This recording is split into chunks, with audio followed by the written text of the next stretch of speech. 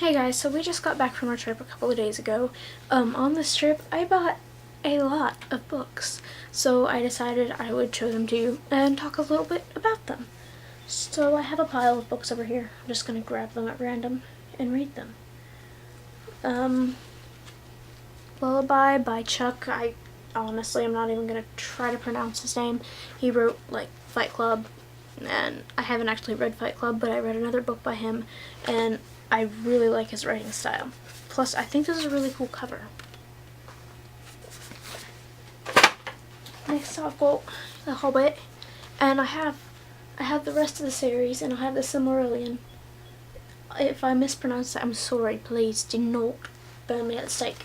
Anyways, I got this because I don't have it yet, and I like old covers, and no, Tolkien on the back.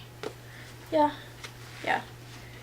So now I have a worst case scenario survival handbook because lately I've been having a lot of dreams that I'm in the Hunger Games, and honestly I have in these dreams I'm winning them, but I get to the point where I would need actual survival skills and I don't have them. So how to escape from quicksand, wrestle an alligator, break down a door and land a plane. These are all things that I might use in the Hunger Games. So I'm going to read this. I just got this notebook. It's just blank inside, but I like it a lot.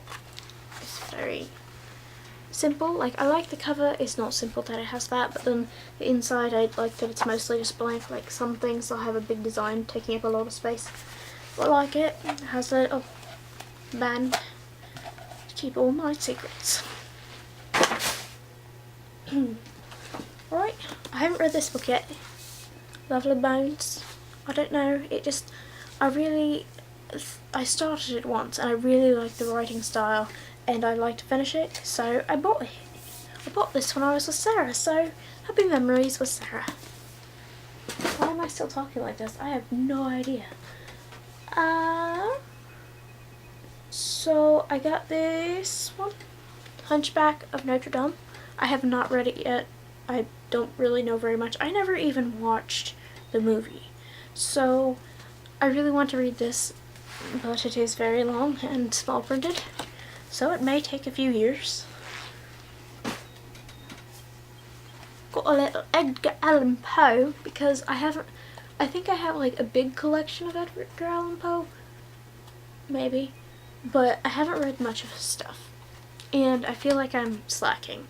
So this has pretty big print and I can get through it and I can actually discuss Poe on a decent level. I don't know. That's something I want to do. So I'm going to read Poe.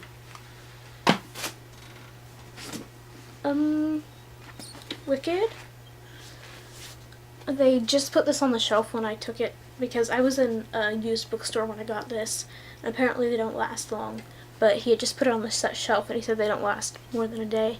I haven't watched this or anything, but I really want to read it. It too is long with small print. That's something I struggle with because I have a very short attention span. Alright. Buffalo Lockjaw. So I haven't heard, this is like most of the other books I'd heard of before, but this one I hadn't heard of. I just really liked the plot. It's about a guy who goes to New York City and things change and there are holidays involved and stuff like this. It looks like this might be his first novel, but it just looked really good and it was for such a good price that I thought, hey, if I don't like it I can just get rid of it. So I really want to read this. It looks good. It looks lovely. Lovely. Just like you look lovely. I don't know if you do or not. You might not. Alright, at this point I lose all the 2 cool points that I had, and now I'm in the negatives, and I'm in full debt. I bought this.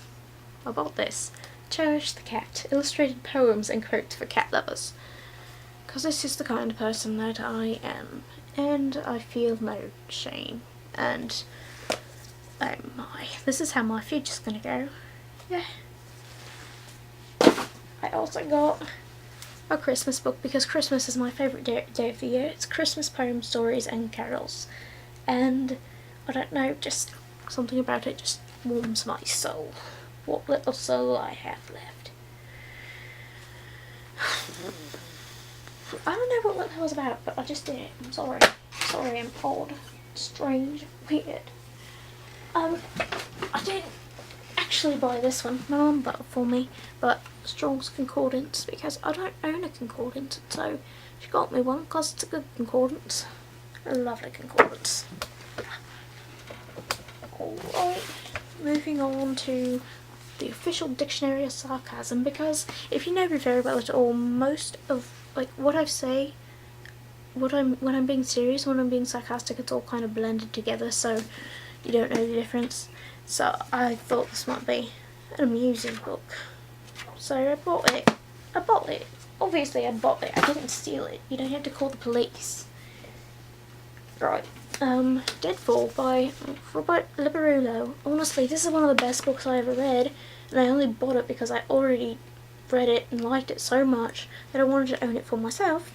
But honestly, it's such a big book, and usually I get bored like partway through big books, but this one like held my attention the entire time, and it was terrifying, and I loved it so much. And you should definitely read this book, because I want to read it again, and I usually don't reread books, so that should tell you something.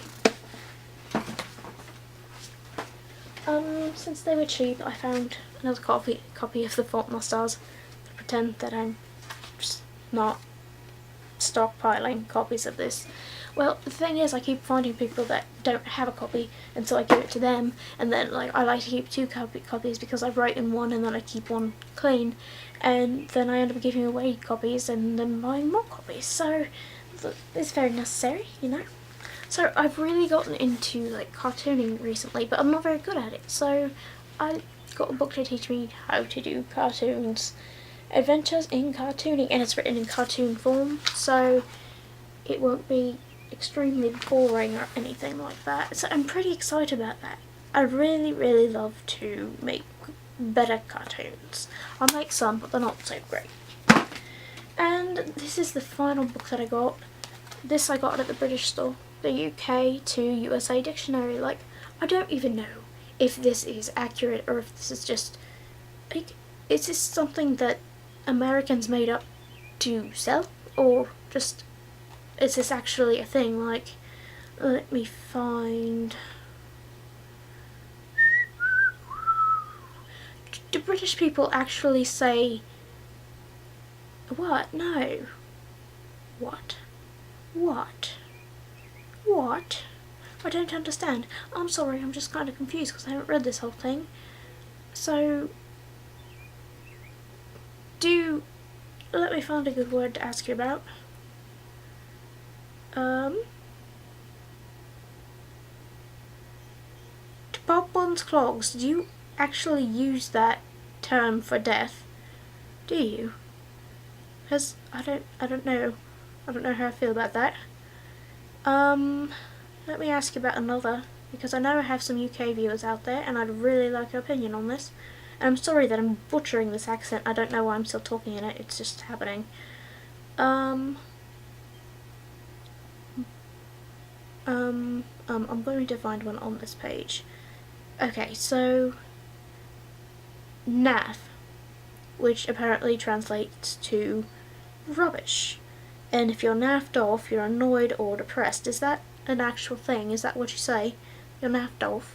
Anyways, I'm going to end this video because it's getting really long, and if you've gotten to the end, then I'm sorry it was so long. But anyways, thank you for watching, and have you read any of these books? Are they good? Should I bother reading them all? And somebody please tell me if this is accurate, because I want to study. I want to study what? Anyways, that's all. That's all. That's it. Alright, bye.